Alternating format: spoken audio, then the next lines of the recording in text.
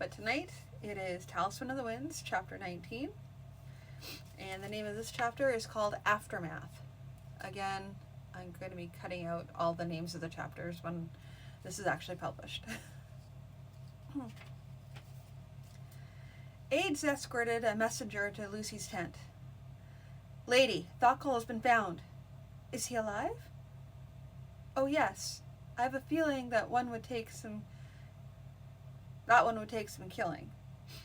They say he was found on the field, behind Narnish's lines, with half a dozen or so enemy dead around him. That little merchant was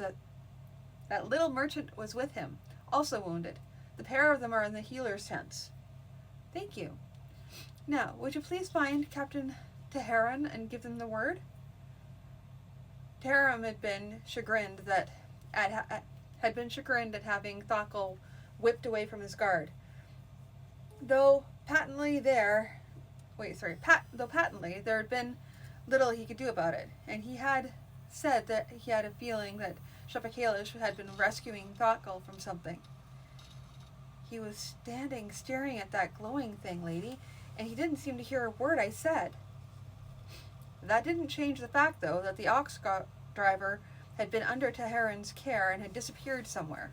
That Thockel was alive would be a small comfort to Teheran. He ought not to have been wounded at all.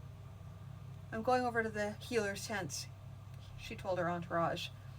It wasn't that she was especially concerned about Thockel, she told herself, but she did have a duty to at least show herself to the men who'd been wounded in her service. She looked around. It still felt strange not to have El Coriat's quiet presence with her. He'd led the attack, and she understood he'd been killed in the first shock.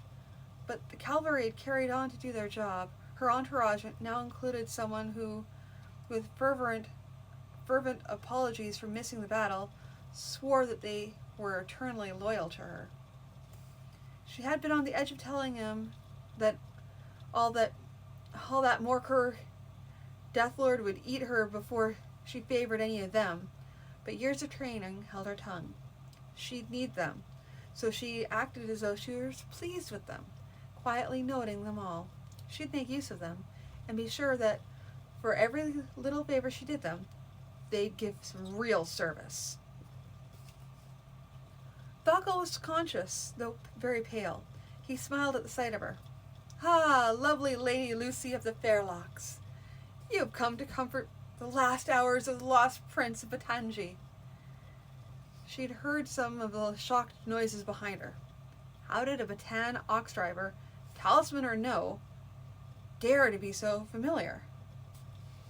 She ignored those noises and snorted at Thockel's foolishness. "Last hours! I'm told that, barring wound fever, none of your hurts are likely to be mortal, and I know very well that you wouldn't have likely been hurt at all if you hadn't gone gallivanting off without the guard assigned to you." "Ah, the misfortunate Thockel. Always misunderstood. I was taken away by main force from the battle, where a certain small merchant fancied me to be endangered by some sort of spinning light." "Fancied you endangered? No one had noticed Shepakalish until then.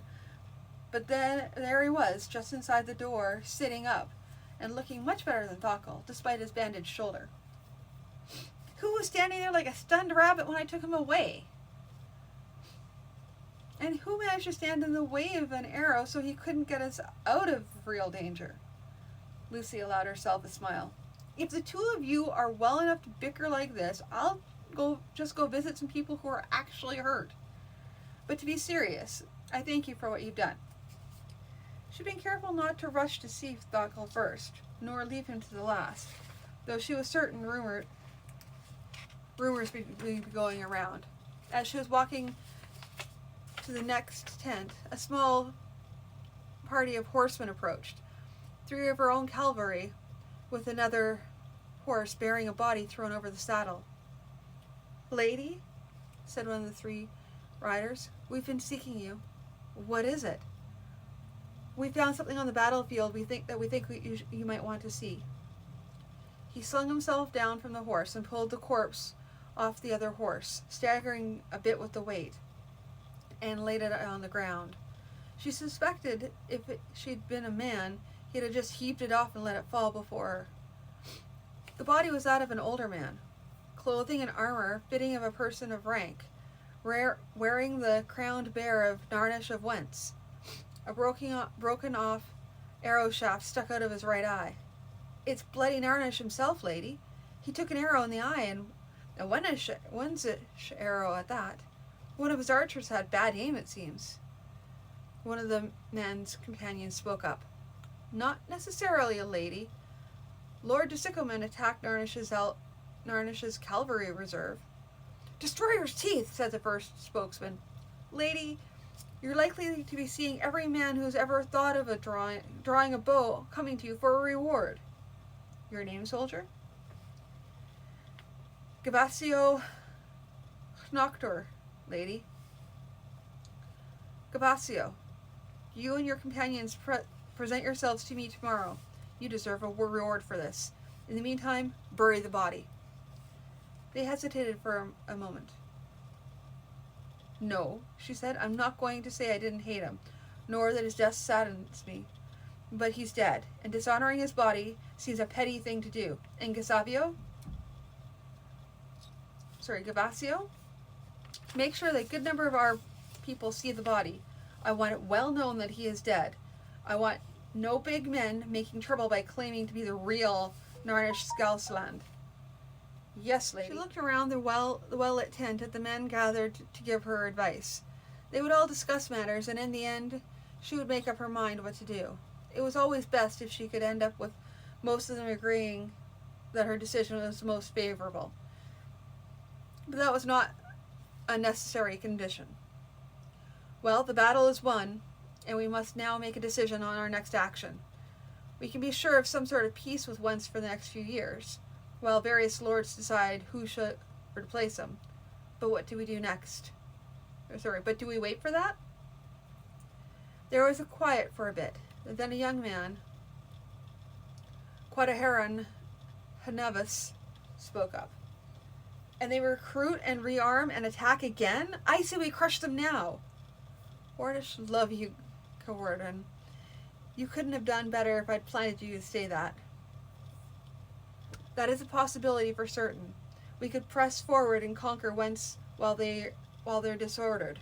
Establish a new kingdom of Wentz Askos. It may even be the most desirable action. Are there any other suggestions? Do we want to push the war further? Shinuro Heliophat was an older man, scars on his face, and arms and face, testifying to the fact that he'd fought in his time.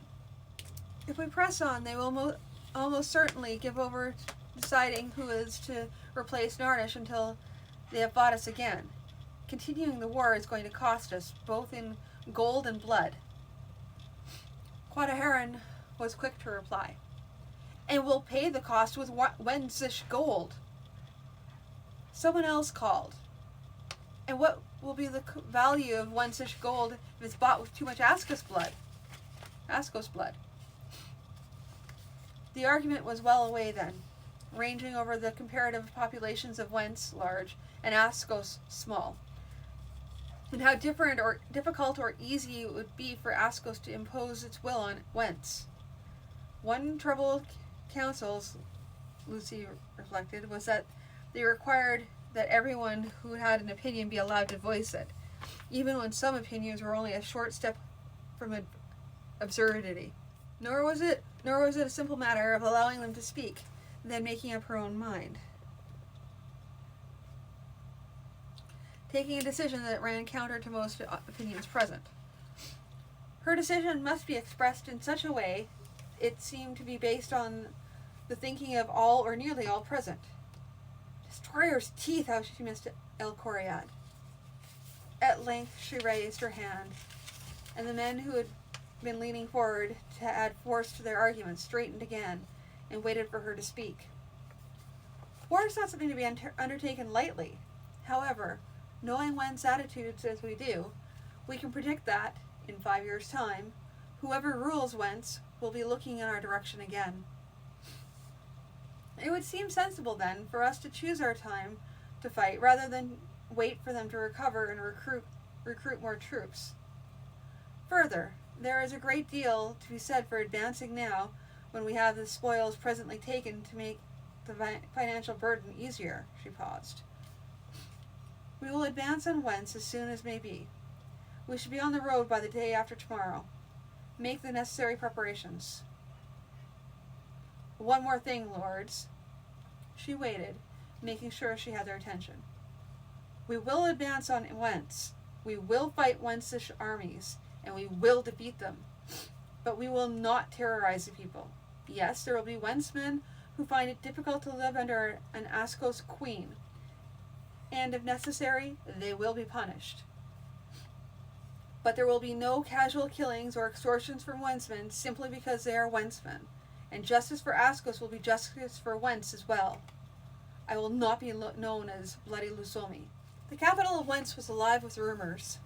One true fact was that Dr. Gobnash had been seen in the city, and most took this as a sign that Narnish was dead and his army beaten. Some suggested that it meant that Narnish had been so victorious as to no longer need the wizard in the field with him, but few believed that. Halnash Nalsland, chosen for his lack of imagination to serve as viceroy during the king's absence, firmly refused to accept rumors, waiting for some undeniable word. He had a private interview with Dr. Gobnash, rather unsatisfactory to both parties. Well, Dr. Gobnash, what are the facts regarding the king and the army? The king was well on his way to being beaten when I left. The king is certainly dead. Have you proof of his death? He did not quite have the nerve to ask why the doctor deserted his master. Proof? The fellow who uses a talisman has more luck than is natural, and the army was in desperate straits when I came away. I have scryed Narnish since I arrived back, and saw him lying with an arrow in his eye. You had best assume that you are ruler of Wens. And why did you leave the army, Dr. Gobnash? He cannot bring himself to ask that, nor to voice a further concern that it had been known for the wizard to stir people into unwise actions, at which time they would be reported to the king and dealt with. Because all his suggestions were so oblique, the doctor was able to escape any blame. True, this suggestion was not an oblique one, but Halnash was not about to make some declaration, only to have bloody Narnish come marching back from the dead and deal with him in the usual manner. He shook his head. I had best wait for certain news. You wish me to show you what I've been seen in my scrying bowl? No, I think not. Which is as close as he cared to come to telling the doctor he wouldn't trust any magical vision that Gobnash might show him. I will wait for some sure word. The army of Askos was on the march. Men and horses were strung out in long columns along the roads, throwing up a plume of fine dust. Scouts ranged out to the front and all sides. Everyone knew the Wensish army was beaten and retreating, but everyone preferred not to take chances. When they camped that evening, a fine mizzling, I'm pretty sure I should say drizzling, but was beginning to fall. Furthermore, when they reached the site for the night's camp, Shepakalish and Thakul were waiting for them. Lusomi rode up to them.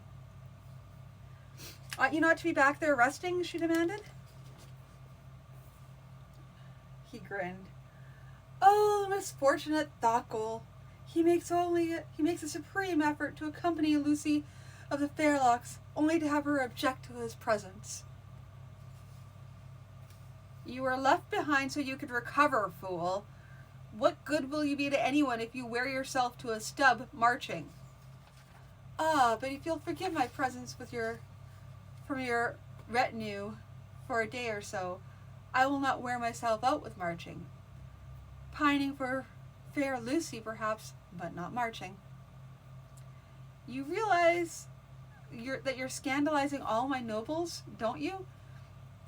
And sometime, some one of them is likely to try to give you the whipping they think you deserve, and I have already lost too many lords. She turned to face those with her. All of you hear this, and pass word to those who might not be here. If time comes for Thakal to be punished for anything, I will give definite orders. Pardon me. Anyone who attempts to do harm to him without those orders should think carefully as to whether or not he served me half so well and faithfully as has Thakal. She turned back to Thakal, who was frowning. I don't really need to hide from you, Lady Lucy. And I don't really need to lose either of you or some misguided follower of mine, or both. Or perhaps both. Wentz is not likely to kneel and beg our mercy as the result of one fight, is it? The rain continued overnight and the next day, neither strengthening nor weakening, but continuing a cool and steady drizzle. By the night's end, tempers were frayed and commanders at all levels were kept busy heading off quarrels before they became fights. No dry wood was to be had for making fires, but some of them more powerful talismans of firelighting could start even damp wood with some effort. So those with such talismans were kept busy. Between that and carrying torches sheltered in jugs from one camp to another. Nearly everyone had some sort of fire, though even the best of them were smoky and stubborn, requiring constant tending. When Thakal spoke with Lucy that evening, he asked for a word with her in private. She dismissed her aides, followers, and hangers-on who expressed shock and horror, but departed in the face of her purpose. I wasn't able to call the evening up winds on the day of the battle, he said, and I used a whirlwind again. The weather may be my fault. Fault? You were wounded and unconscious for most of the day. How is it your fault? He shook his head. I know. Circumstances didn't permit it, and I couldn't control the circumstances, but still. We may be suffering as a result of what I've done, and the fact that I couldn't help it is only a small comfort. Well, don't work yourself into a stew over it. Can't you see the stone over your grave? Here is a misfortunate Thakal who could not be done in all by the trickeries of Dr. Gobnash or bloody Narnash, but finally managed to worry himself to death, which brought a smile from him. Now before all my noble followers are too thoroughly scandalized, I better rejoin them. Do you think I should disarrange my clothing a bit before I go, or just give me some of them bits? She grinned, then shook her head. No, that would be too cruel. The rain stayed with them for 2 more days, by which time they were marching on the roads, already churned up by Wenzish troops, and withdrawing ahead of them. The sticky mud pulled at feet and legs, wearing and wearying men and horses alike. A horseman from one of the scouting parties came in to report, mud and water glistening gray on his horse, himself, and his hooded rain cape. The enemy are still withdrawing, lady. They've left a scattering of rear guards and patrols to make sure we can't come up on them without warning. People in the local villages say only about 1 in 3 of them still carry arms. I wouldn't take that as Wardish's own truth, lady, but a lot of them did leave their weapons on the battlefield to flee the faster. Thank you. Find a fire and rest yourself and your horse for the night before you go out again. When the man had gone, she turned to Shanorio. How hard can we press them? He shook his head dourly. In this weather, lady, not much at all. The rain is falling on Wentzman too, and they are ahead of us. leaving the trail in hideous condition for a march, much less a forced march. She frowned. Regrettably, he was correct. If not entirely correct, then so close it hardly mattered. So we will continue to march, and though we will not try to force the march, we will not slack off either. It would be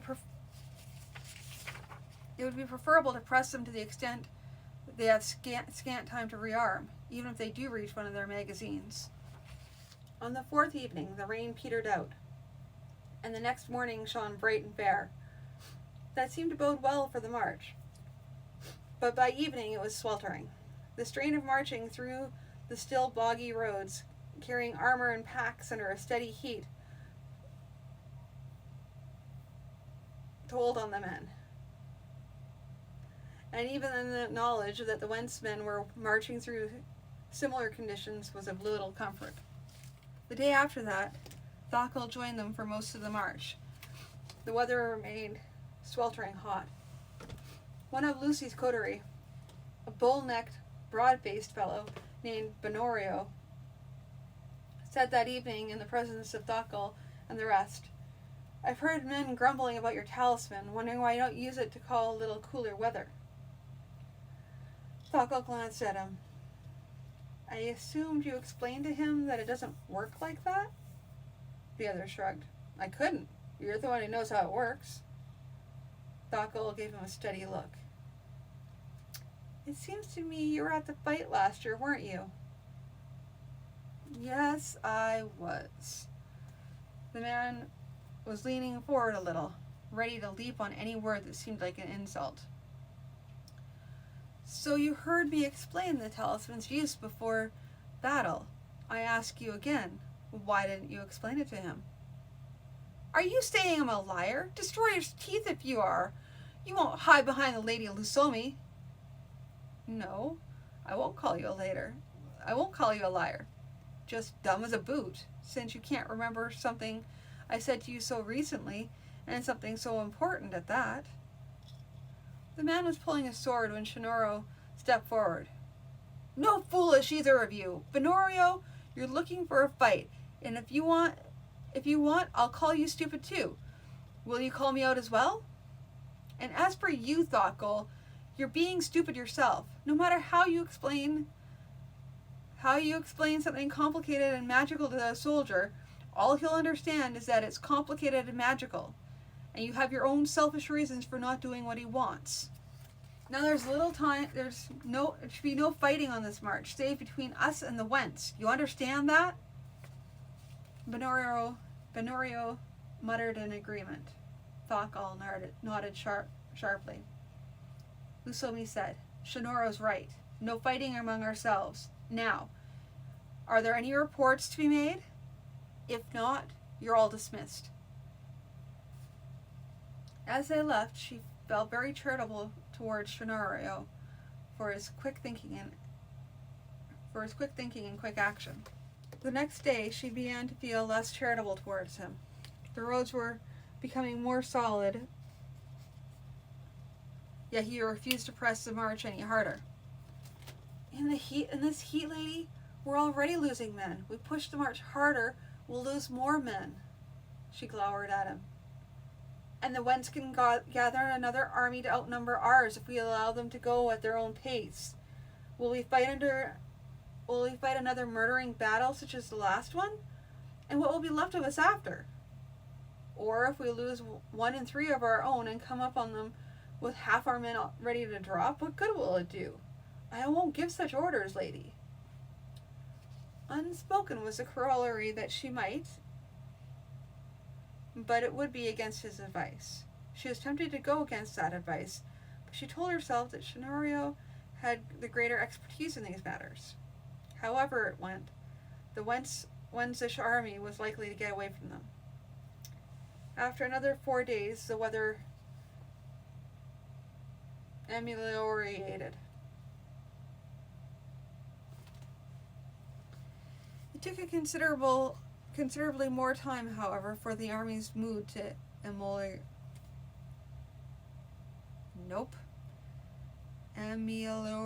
Oh my goodness. Nope.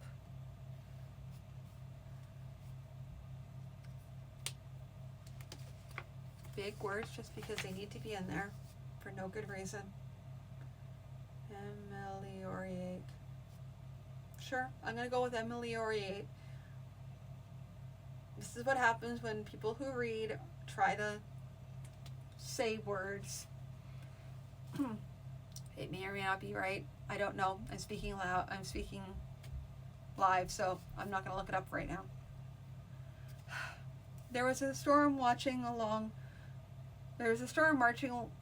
well to their north, almost as if it was keeping pace with them. After 2 days of good weather, a scout reported from the patrols keeping watch on the Wenzish army. From all we can tell, lady, they're getting more and more organized. We hear they've got parties of horsemen rounding up all the deserters and stragglers. We still hear about 1 or 3 of them are armed. Are we overtaking them at all? He shook his head. Not really, lady. We've seen their rear guards from a distance and now and again exchanged arrows with their scouts. But as for coming up with the main body, no.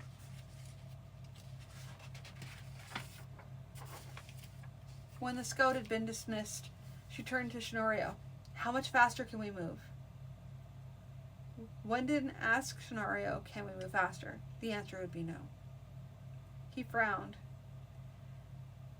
It was a difficult thing getting used to his dour pessimism after Elikoriat's quiet confidence. We can always move faster, lady, but if they're determined not to let us come up to them, likely we won't. What about at least sending horsemen up to harass their rear guard? We might do that, he admitted, but it would be a risk to the horsemen. It's a risk we'll have to take then. Not all of our horsemen for sure, but enough mounted archers to be able to protect themselves if the enemy suddenly turn on them. Will you give the orders? If you wish, lady. Dr. Gobnash looked the man over, maintaining his usual lack of expression. Since joining Narnish, Delthorio Hanavoto had taken on the Wenzish dress and customs, but on occasion when he was unaware of being observed, there was a nervous, hunted look to him. What can I do for you, Dr. Gobnash? It was more a matter of what I can do for you. The army of Askos, with the Laeli Somi is at its head, is marching on us. You're certain? I'm quite certain that bird messengers from the frontier will be arriving tomorrow. By tomorrow, bearing news of the king's defeat and death. Destroyer's teeth! Yes, indeed. It is also certain that a strong man must now take control, to save what remains of the kingdom. The Viceroy is not capable of taking the required actions, even when he receives definite word of the circumstances. He will waste time fiddling with this and that until the army of Askos is on us. At that time, he'll take little more decisive action than to ask what terms they will offer for our surrender. Dr. Gobnash could see Delthorio took the point. Lusolmi's terms would include the immediate surrender of Delthorio. You have something in mind, Dr. Gobnash? Yes. I propose that you should take the throne. I will support you fully in this, and see to it that your orders are obeyed. If battle against seems futile, you can at least demand the right to go into exile. Delthorio is not entirely stupid. And what do you get out of this, particularly if I'm exiled? Now that is thinking of the worst possible circumstances. You may well be able to negotiate a peace that sees Wentz losing only a portion of his territory. However, you know how I am regarded in Askos. If I'm under your protection, the very worst that might happen is I would be exiled along with you. But that, of course, is the worst circumstance, and we shall plan on your being king of Wentz, though it will be a Wentz with constricted borders. Are we not moving a little ahead of circumstances here? How long will the Wenzish lords take to having an Askos lord for their king? I think I can assure you that they will accept you so long as I stand behind you. They may grumble, but after I make an example or two, they'll fall in line." He was just as pleased that Del Thorio did not think to ask why choose him rather than any other Wensish lord, for the answer was that he could be more certain of his control over Del Thorio, who had no other base of support.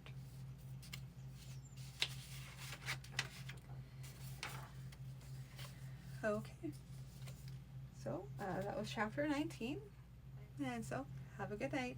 Thank you.